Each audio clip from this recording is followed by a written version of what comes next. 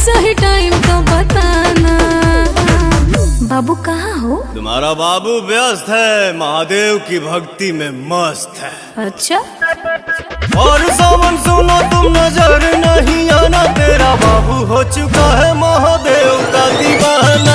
और सावन सुनो तुम नजर नहीं आना, तेरा बाबू हो चुका है महादेव का दीवाना। जब जमाना मुश्किल में डाल देता है, तब मेरे भोले हजारों रास्ते निकाल देता है। क्या बात कर रही है?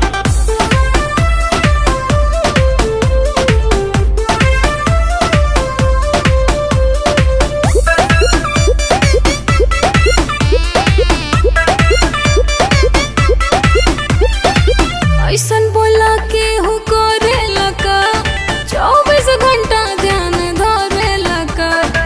हम तो पूजी महादेव के बाबू, इतना भक्ति में के हो रोवेला का। सावनवा में मनवा हमार उनके भिरिया रहे, भंगिया के गोला खा के दिलवा बम बम भोला कहे।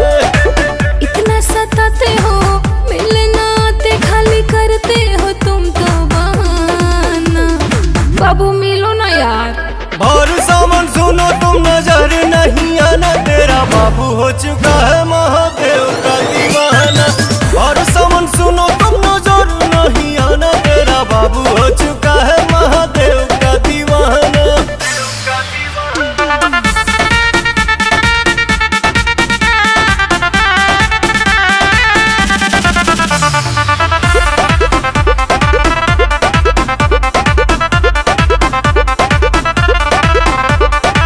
मिले के मन बड़ी करता हो, धीरज न दिल धन धरता हो। अच्छा। कतने दिन भइल देखला सुरतिया, तोहरा पवन रोवा जो रहता हो। मोह माया के नगरी से कुछ दिन ही दूर रहीला, पुछला बतिया अखिलेश से हम कुछ ना झूठ कहीला। मर्जी चलाते हो, क्यों पगलाते हो, क्या अच्छा लगता है तड़पाना। बाबू रांची भेजोगे क्या? और सावन सुनो तुम नजर नहीं आना, तेरा बाबू हो चुका है महादेव का दीवाना। अच्छा? और सावन सुनो तुम नजर